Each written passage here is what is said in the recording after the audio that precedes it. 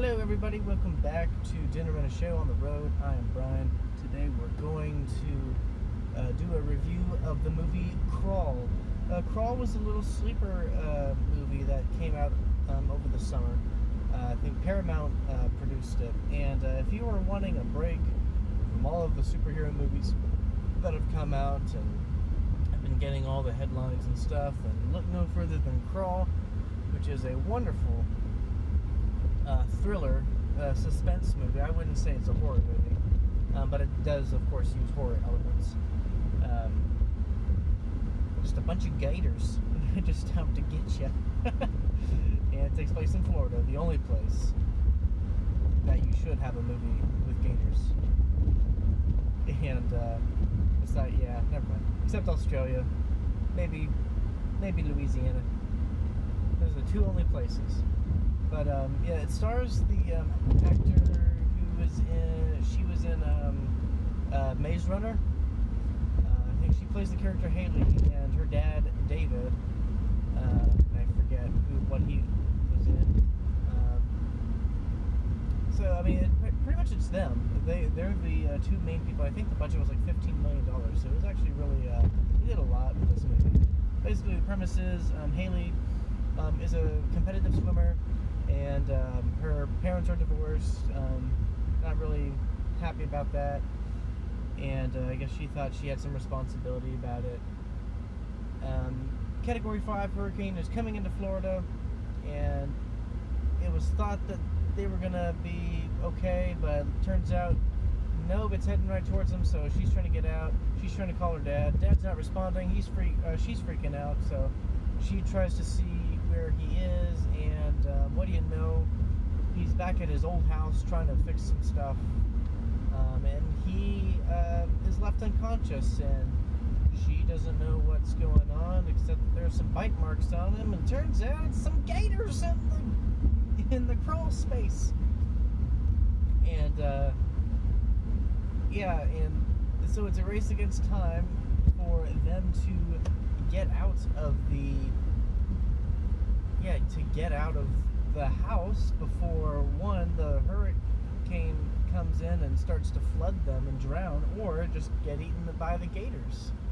So yeah, you have those two options.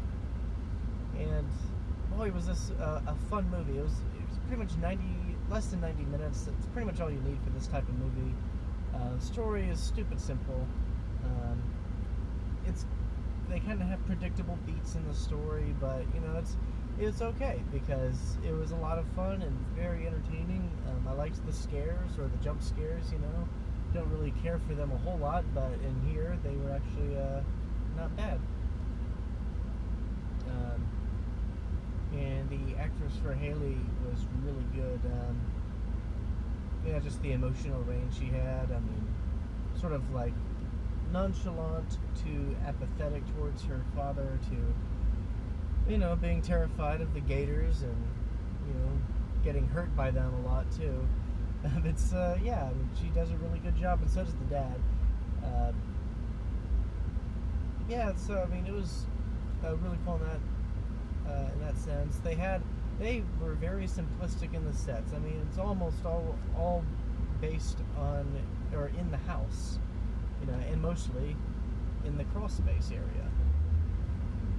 So yeah, it was just a, you know, very engaging despite the limitations of where, you know, the movie takes place. You know, pretty practically one place.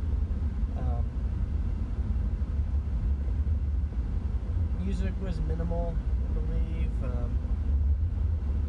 and I think the CGI looked pretty good for a $15 million budget. I mean, yeah, you can tell a little bit, but I think they used a mix of prosthetics as well, so I think the illusion was, for the most part, there. And yeah, it was really cool.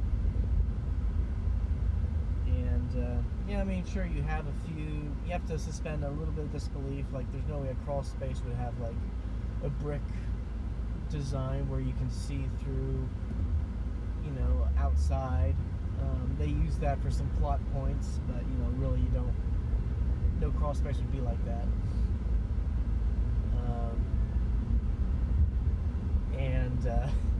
trying to think what else there would be. There'd be no.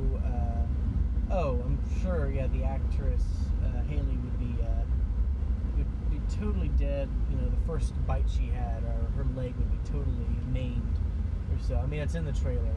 You know, she gets bit and kind of knocked around a bit. I mean, gators are really powerful creatures. I mean, there's a leg falling, not just a bite. But I mean, other than that, I mean, there's really not a whole lot to say except it's just a really fun movie, very suspenseful. You're rooting for these people. They're likable enough to where you're cheering for them to survive. I mean, because I hate it when there's, you know, when horror movies just have a bunch of, you know, terrible people and they all get their comeuppance, you know, from dying. But no, it's like I like it when there's a whole bunch of people that, you know, you like and you don't want any of them to die, and so the emotional risk is a lot greater, you know, for investing in the characters instead of just being a horror movie fodder. I mean, true, you have a few people that get their comeuppance, but you know, they're not like main characters. You know, you just see them for like maybe a few minutes. I did like that there were like 50 gators instead of just like, you know, one or two ominous ones, you know, lurking around. You know, there's a bunch of them, so that's what made it even more fun. And so it's a little self-aware. But yeah, I'm just gonna give this movie a solid high 5. It was really good. I enjoyed it. I can't recommend it enough. I mean, either get it on Redbox or just, you know, watch it at night in the movie theater. It's really good. Yeah, I think I've said that enough times. All right. Well, I will. With that being said, I'm Brian, and I will see you at the movies.